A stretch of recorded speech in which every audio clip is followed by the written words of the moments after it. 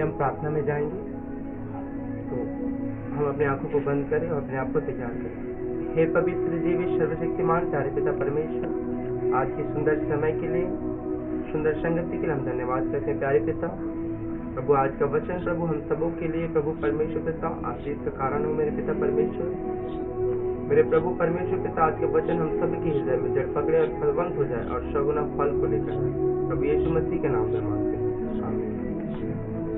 मेरे प्रियो, आज हम देखेंगे एक ऐसे मनुष्य के विषय में जिसके विषय में परमेश्वर का वचन कहता है कि उससे अच्छा है कि आप मूर्ख व्यक्ति के ऊपर भी आशा रख सकते हैं।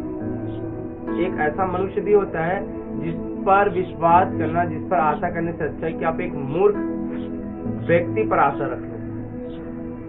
लिखा है नीति वचन 29 के 20 में हम देखेंगे तो वहां लिखा है, क्या तू बातें करने में उतावली करने वाले मनुष्य को देखता है? हालेलुया। उससे अधिक तो मूर्ख ही से आशा है।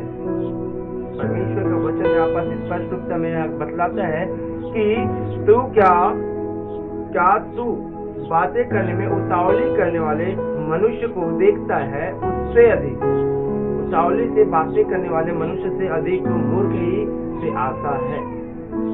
मूर्ख ही आपका काम आ जाएगा।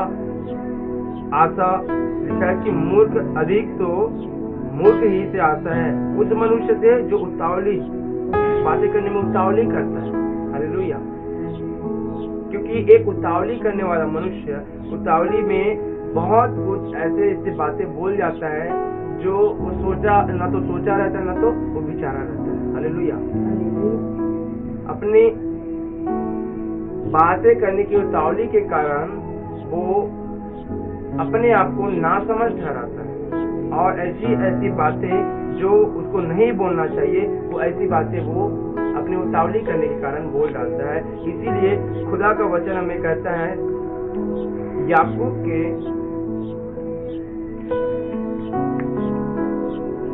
1:19 में लिखा है, हे मेरे प्रिय भाइयों, यह बात तुम जान लो, हर एक मनुष्य सुनने के लिए तत्पर और बोलने में धीर। हालेलुया। इसीलिए परमेश्वर का वचन कहता है मेरे प्रियो हमें कि हर एक मनुष्य सुनने के लिए तत्पर और बोलने में धीर हो।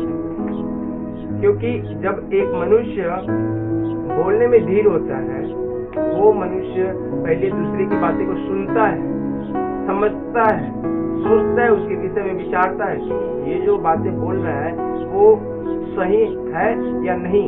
उसके बाद धीरज के साथ वो उसका जवाब देता है। हालेलुया।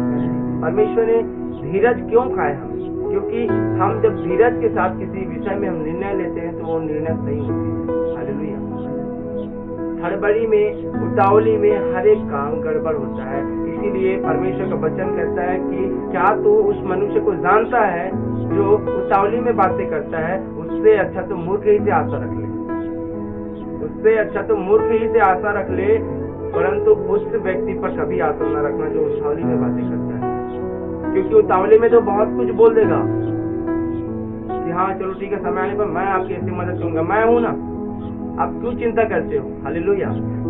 लेकिन बाद में जब समय आएगा कि भाई तूने बोला था उस समय मेरी मदद करने के लिए, तूने मुझे उम्मीद दी है कि जब तू प्रॉब्लम में होगा तो मैं तेरी सहायता करूंगा, मुझको आपकी जरूरत है, मेरी सहायता करे। तो वही मनुष्य उतावली में तो बोला रहता है, लेकिन बाद में वो क्या करता है? पीछे हट जाता है। हालेलुया। इसीलिए खुदा का वचन कहता है मेरे प्रियो कि मूर्ख पर आशा रख लो, परंतु उस मनुष्य के ऊपर नहीं जो उतावली में बातें करता है, हड़बड़ी में बोलता है। क्योंकि वचन यही कहता है कि हर एक मनुष्य सुनने के लिए तत्पर और बोलने में धीर। सुनो ज्यादा और बोलो कम। पहले सुन लो कि क्या है। यदि कुछ बातें, यदि कोई व्यक्ति बोलता है कि ऐसा है, तो पहले उसकी बातों को सुनो, सोचो, विचारो कि क्या ये बातें जो बोल रहा है क्या इसकी बातें की योग्य है या नहीं। हाँ तो ठीक, नहीं तो छोड़ दो। हालेलुया। नहीं तो वो जो आशा आपको देगा वो आशा सर्वदा आपके ठोकर का कारण होगा। क्योंकि परमेश्वर का वचन कहता है कि हर एक मनुष्य बोलने में धीर। हम जब अय्यूब के विषय में, अय्यूब के जीवन में हम देखते हैं तो अय्यूब के ऊपर बहुत सी विपत्तियां आती हैं, तो उसके दोस्त लोग आ जाते हैं, उसके मित्र लोग, और नाना प्रकार की बातें उनको बोलते हैं कि तूने पाप किया होगा तभी तेरे जीवन में ऐसी विपत्ति आई है, तूने जरूर कुछ परमेश्वर के विरुद्ध में कुछ किया होगा तभी तेरे ऊपर इतनी बड़ी बड़ी विपत्ति आई है, नहीं तो ऐसा हो ही नहीं सकता कि जो परमेश्वर को जानता है उसके ऊपर विपत्तियां हैं। हालेलुया, ऐसा नहीं हो सकता। अच्छा ना समझे तो वो क्या कहते हो, सावली में अय्यूब को इतनी सारी बातें बोल देते हैं, इतनी सारी बातें बोल देते हैं, लेकिन अय्यूब क्या करता है, सोच के समझ के, जो विपत्ति में थे वो सोचता है समझता है, उसके बाद उनकी बातों का जवाब देता था। लास्ट में हम जब पढ़ते हैं अय्यूब के विषय में तो लिखा है कि जो लोग, जो उनके मित्र थे, जिन्होंने उतावली में उसको इतनी सारी बातें सुना दी कि जरूर तूने परमेश्वर के विरुद्ध में पाप किया, इसलिए तुझ पर ये सारी विपत्तियां पड़ी है, तुम्हारे धन संपत्ति चली गई, तुम्हारे दास दासी चले गए, तुम्हारे बीवी बच्चे तुम्हें छोड़ के चले गए। हालेलुया। लेकिन बाइबल बताती है लास्ट में परमेश्वर का वचन कहता है कि परमेश्वर अय्यूब को कहते हैं कि अय्यूब, यदि तू प्रार्थना करेगा उन लोगों के लिए तभी मैं उनको जीवित छोड़ूंगा, अन्यथा उनको मैं नष्ट कर डालूंगा। हालेलुया। किस कारण? उनके उतावली के कारण। उन्होंने आकर उनसे नहीं पूछा, जब उन जानते हैं कि अय्यूब एक धर्मी व्यक्ति है तो अय्यूब से आके अच्छे से शांति के साथ उनसे पहले पूछना था कि क्या ये सारी विपत्तियां जो तुझ पर पड़ी है, क्या तूने कुछ गलती तो नहीं कर दी परमेश्वर के विरुद्ध में? क्लेम करना कि तूने गलती जरूर की है, और पूछना कि क्या तूने गलती तो नहीं कर दी कुछ जिसके कारण तेरे ऊपर इतनी बड़ी धन परमेश्वर को देने की आवश्यकता पड़ी। हालेलुया। तो इसमें फर्क होता है। और उन्होंने उतावली किया, विपत्ति को देखते ही बोले कि नहीं, जरूर तूने परमेश्वर के विरुद्ध में पाप किया है, जरूर तूने कुछ न कुछ गलती किया है, इसी कारण तेरे जीवन में इतनी बड़ी बड़ी विपत्तियां पड़ी है, क्योंकि धर्मी लिखा है कि धर्मी के परमेश्वर हड्डी हड्डी की रक्षा करता है। हालेलुया। अब वो लोग इसी बात में फंस गए, उतावली करने के कारण, उतावली में बोलने के कारण फंस गए, और क्या हुआ कि ऐसे फंसे कि परमेश्वर उनको नाश करने वाले। लेकिन खुदा का वचन कहता है कि अय्यूब को परमेश्वर बोलते हैं कि तेरे मित्र के लिए यदि तू प्रार्थना करे तो मैं उनको छोड़ दूंगा। तो अय्यूब एक ऐसा धर्मी व्यक्ति था कि जिन लोगों ने उस पर क्लेम भी लगाया था, उन लोगों के लिए भी उसने प्रार्थना किया और परमेश्वर ने उन्हें छोड़ दिया। हालेलुया। और अय्यूब को जितना उसका गया था उससे उसको सुगुना आशीष के साथ खड़ा किया। हालेलुया।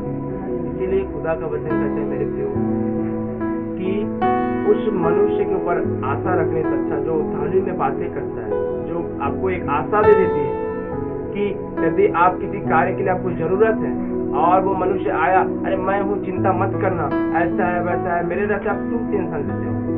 लेकिन जब आपकी बारी आएगी कि आप उससे सहायता मांगे, उसी समय वो पीछे हो जाएगा। हालेलुया।